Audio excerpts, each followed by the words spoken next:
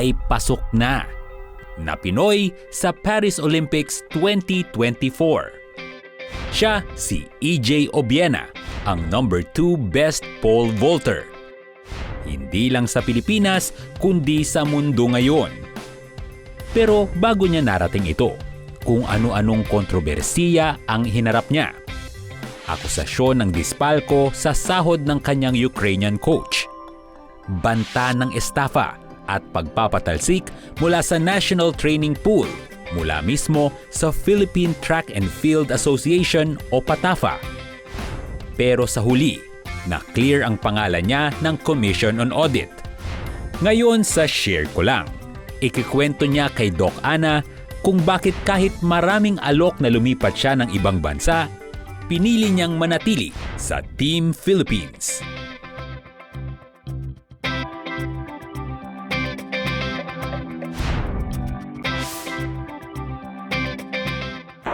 Hello mga kapuso! Ako si Dr. Ana Tuazon, ang inyong kakwentuhan na psychologist sa Share Ko Lang. Tinanong namin kayo kung paano nyo hinaharap ang mga basher sa inyong buhay. Pag-uusapan natin ang inyong mga shinare kasama si EJ Obiena, ang ikalawa sa pinakamagaling na pole vaulter sa buong mundo. Hello EJ! Hi po, Dr. Thank you for having me. Nako, na-catch ka namin, I think, at such a momentous moment in your athletic career. So many things are happening.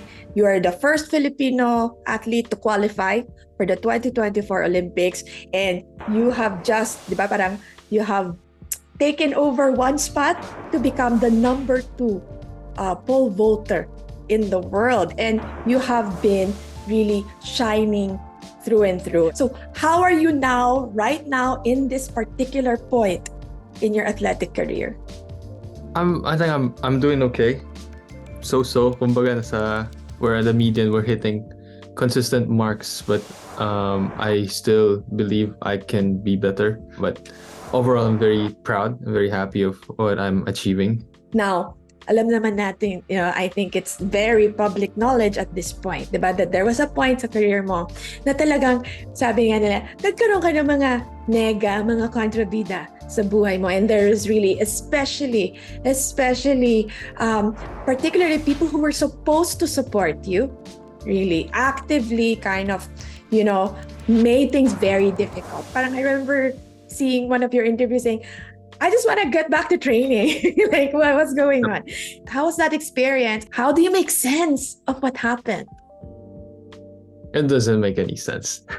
There are things in this world that just doesn't make any sense. And there are things that happens for no reason at all. And I think I understood that at such an early age as well. And I'm very blessed that I'm able to walk out of it alive, and I'm able to continue what I love and do everything and consider it as an experience. I think sport in itself is already tough. Let's not make it more difficult. And I think there's no other career path that you get tested every single week to understand in which level are you performing. In my perspective, I would not wish that in the worst enemy. Like that, those days were terrible. It's one of those times that you just don't even want to live again. You don't want people to live through it. What I was saying is it should never happen to anyone, and I don't think there's space for that in any aspect or any venture of life that we take. Like that's just unacceptable. So we asked our mga kapuso namin, our viewers, parang yun na nga, anong ginagawa nila when they're faced with mga bashers, nega, mga naninira, right? Like all these things. Merong iba sinasabi nila, parang dead man na lang kaysa pumato. So yun yung theme, parang dead man na lang, ignore it. And meron namang ibang mga kapuso, yung themes nila were on kung kailangan lumaban. Diba? Pero minsan, di ba, parang pag sobra na, parang kailangan ng lumaban. So, it seems to be parang deadma or laban, di ba? And I'm sure, in your experience, di ba, what would you say? Is it deadma or laban or something in between or something beyond that?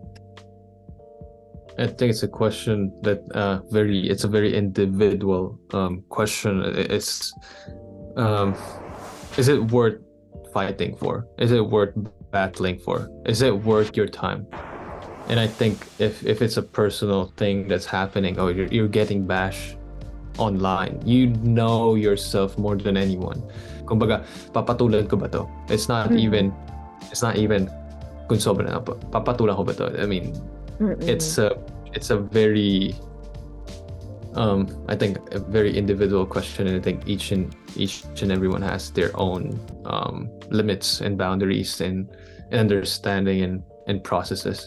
Di ba? Parang one hand, parang cost-benefit yan eh. Di ba? Parang, okay, anong cost pag dinedma mo? Anong benefit if dinedma mo? For example, like, can you afford to ignore it? Di ba? Parang, hindi lang kasi mere online comments and trolling ang nangyari sa'yo eh. It was, you know, mechanisms were happening to prevent you that prevented you from competing, right? So, yun, parang could you afford it? Parang in a way kasi parang usually yun din ang advice ng mga, di ba, ng older generation. Oh, ignore mo na lang, huwag mo patulan yan.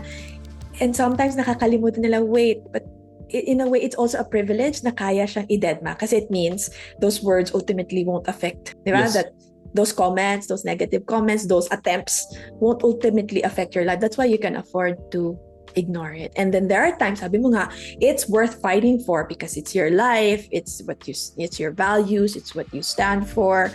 Then kung kailangan lumaban, di ba? Parang if that's what you need to do and it's worth it, then do it. There's so much preparation, no? Yes. Up ahead for you. And in a way, tama ba? Parang all this spotlight recently, di ba? All these sort of placements, di ba? These achievements, does it put a lot of pressure sa'yo, Death? I mean, there's a big target at my back. And I just, before I went to bed, I just said, own it. Like, I need to own it because, I mean, there's a lot of people have told me, there's always things, it can overwhelm you, but pressure is privilege. I do believe that, and I stand by that quote of Billie Jean King, because there's pressure when you're about to do something historic, when you're expected to do something, which I think is a good thing, because you're not going to be expected to do something if you're not have given reason for, you know, the people to actually expect it. And that's what motivates me to push to the limits. So I'm happy and I'm grateful that I have pressure to actually do something historic. So, sinasabi natin, di ba, pag isa sports and athleticism, a big part of that is really how to deal with pressure. And it's so interesting actually, and if you can walk me through it, EJ. Kasi di ba, pole vaulting, when I watch it, as a very lay person, no, it feels like, okay, at least you're really ultimately trying to beat yourself. Diba? Yes, You can't stop other people from jumping higher, etc. And yet at the same time, sabi mo nga, like in Thailand, na-feel mo na parang, okay, there's a target on my back, everyone's out to beat you. Paano nakaka-apekto pa rin ang mga ibang tao, mga rivals, sa iyong performance?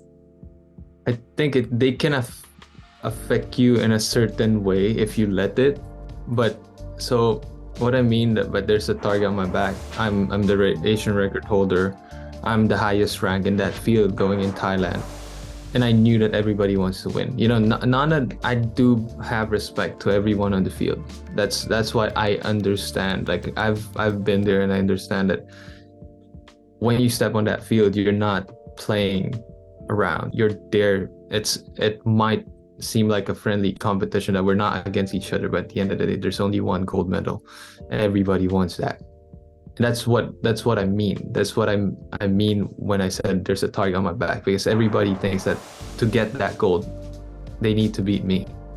That's how I felt, and I felt that it was a bit heavy, but at the same time, I just said, you know, I need to own this. My thought process of that is, there's a reason why I'm world number 2. There's a reason why I'm the Asian record holder. There's a reason why there's this target on my back, because I'm expected of greatness. I'm expected to jump high. Why not fulfill that? Why shy and cower away from that? Like it is facts. Like there's a reason why that is happening, and I think that's where all of these mental toughness and where these people that I call them championship performers come about, because it doesn't matter what you do, they perform either way. And I would want to believe that I'm one of those people as well.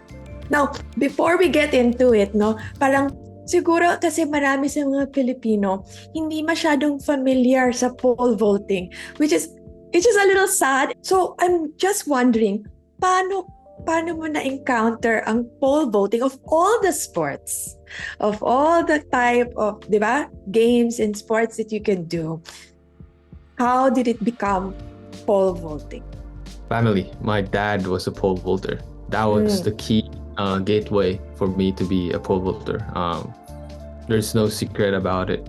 He was the one who started my journey in this sport that I still love. It's a totally different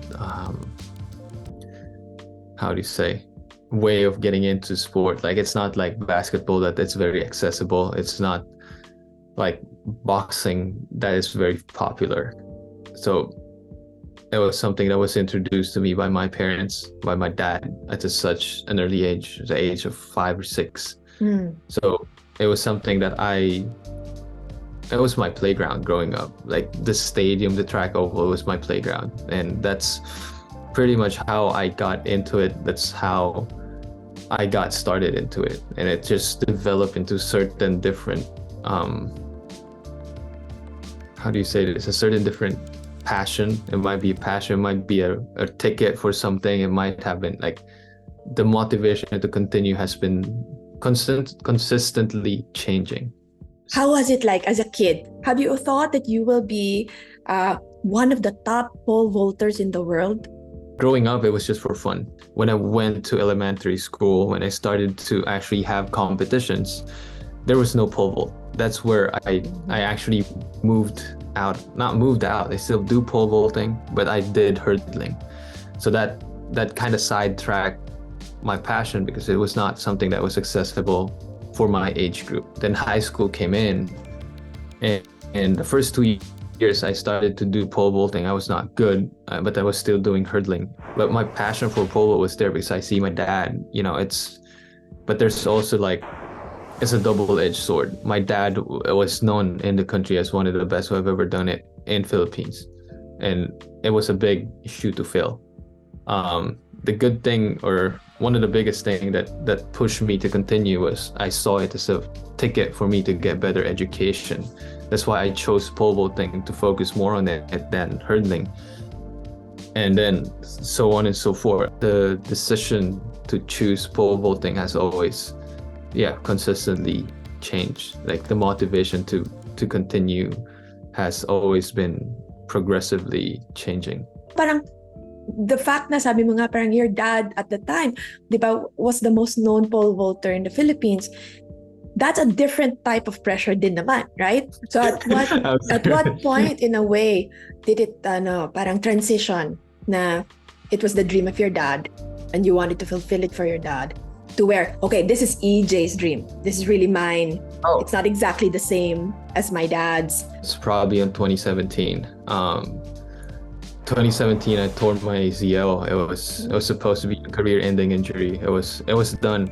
That was tough because there was a decision for me to make, and it was pretty much in the two decision is continue pole vaulting and try to do what you can after a supposed to be career-ending injury, or just finish your studies and live a life. And that was when I understood how much I love the sport, and that's how much it has given me, how much it have made me the man I am now, and how much it meant to me. And I knew I wanted to give it a shot. I knew at that time that this was mine. Like I wanted to give it a shot. I want to be an Olympian. I want to go to Olympics. I want to experience that in my life. I don't know what are the odds. The odds of me doing that at that time might not be high. But I remember my dad was pushing me to, or my parents was pushing me to take the more secure path, which I understand, which makes a lot of sense, and I would probably do the same thing in their shoes. But it was at that time that I needed to own up and really understand what I want, and that's where I think pole vaulting became mine. This dream that I'm living, this is mine. This is what I want. This is what drives me. This is what motivates me.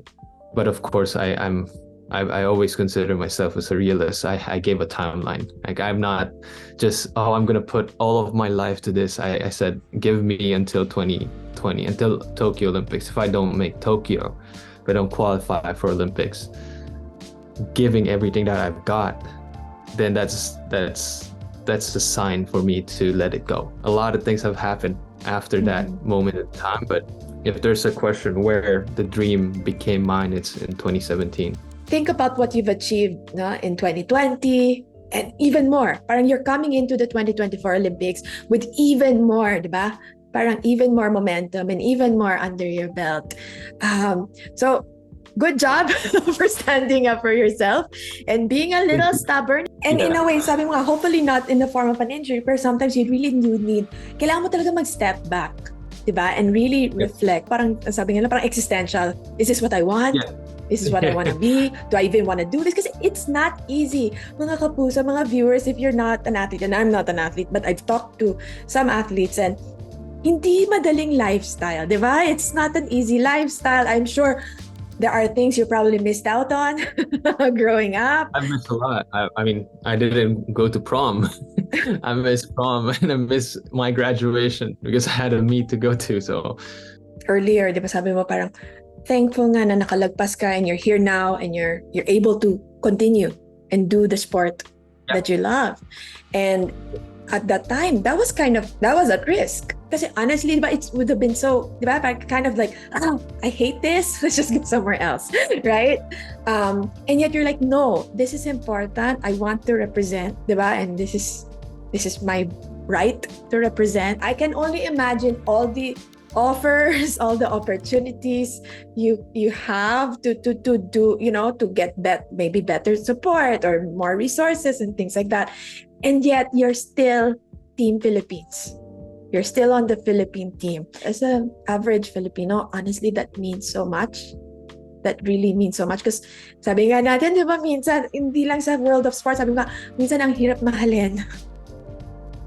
Ang hirap mahalin ng Pilipinas, right? Like, and so I think that's a very Filipino thing. We love it in spite of itself. we understand how difficult it is. And I mean, I think for me, that decision was difficult, but it was as clear as day. It was as clear as day because if you look back on how I grew up, what honed me to become who I am at that certain point in time, being a Filipino took a lot. Like, I would not have been at that time world number 5 if I was not born in Tondo, if I was not raised in such a tough neighborhood, if I did not have to get into pole vaulting, to find my own way to get a better education, if I didn't need to go through everything that I need to go through to be where I'm at, remove being a Filipino there, that's an integral part of all that journey that I took. And me just looking back at it, it might be my arrogant self, but I do enjoy and I took pride and glory seeing our flag where it was not meant to be there.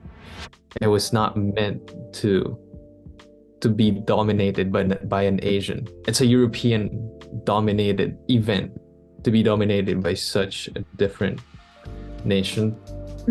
That's a different sense of satisfaction. That might just be the dark side of me, but I mean, I take pride into that. I enjoy every bit of it. Seeing the Philippine flag and the podium finishes where it was not meant to be there. That's a different sense of pride and maybe my ego as well. So I've had my reasons and I do love the country. I am greatly in debt to it. This is why I chose to fight for it. In a way, parang did that make you even more focused now, more than ever? All these opportunities, all these diba? All these meets, the 2024 Olympics, did it make you more focused, or it was like, oh man, like if that didn't happen, I could have actually just maybe trained? Yeah, my psychologist and I have talked about that. I think there's nothing productive in thinking about what could have. There's only, the odds that you have now, and what are you going to do with those odds? And I mean, it's not a question. It was painful for me to miss the World Indoors Championship. I was robbed. I felt robbed. I still believe I got robbed. In a career of a track athlete, you get to do 2, maximum of 3, and maybe get 1 when you're physically at your prime. And I was robbed of that. And I don't think anyone should ever experience or go through that. And I think when you qualify to a certain degree, to certain marks, you should be allowed to compete, because it's a championship. It's definitely the culmination of all the things that you've done. And I felt that was taken away from me, and it was painful. But having that, I learned to appreciate and understand the privilege that I currently am in. And I understood that nothing in this life is certain. It doesn't matter if it's a measurable sport. Things happen, and things could happen with or without your control. And all you can do is control the odds that you have in play and do the best that you can. And that the course take its course. For our mga kapuso, ating mga viewers, like they may not be pole vaulters, they may not be athletes. Maybe they're going through a very tough time. Diba? They're dealing with a lot of bashers, mga nagpupuna, or people na, like just talagang actively sort of getting in their way and making them question who they are. I think that's the harder thing to take, right. No? So, is there something you can tell them? I don't know if I'm the best person to to tell them how to face it, because I truly believe it's an individual approach, and there's a lot of different ways to approach it. Probably, if I could share it, would be an encouraging words, would be, I hope that you guys stay strong and stay true to yourself and truly understand your being, and think that's your best protection to any of these attacks and any of these challenges that you face, is you understanding yourself the best and knowing who you are and what you are as a person. That would be enough for you to go through and power through anything that you face. Yeah. Thank you so much, EJ Obiena. Oh my goodness. And all praying and wishing for you that, oh my gosh, leading up to 2024, and we look forward to openly and full-throttedly supporting you. Thank you po. Thank you so much. Maraming salamat, EJ. Kung may gusto kayong pag-usapan, mag-iwan lang ng comment below or email us at sharekulang@gmanews.tv. We're also streaming on Spotify, Apple Podcasts, and Google Podcasts. Thanks for tuning in.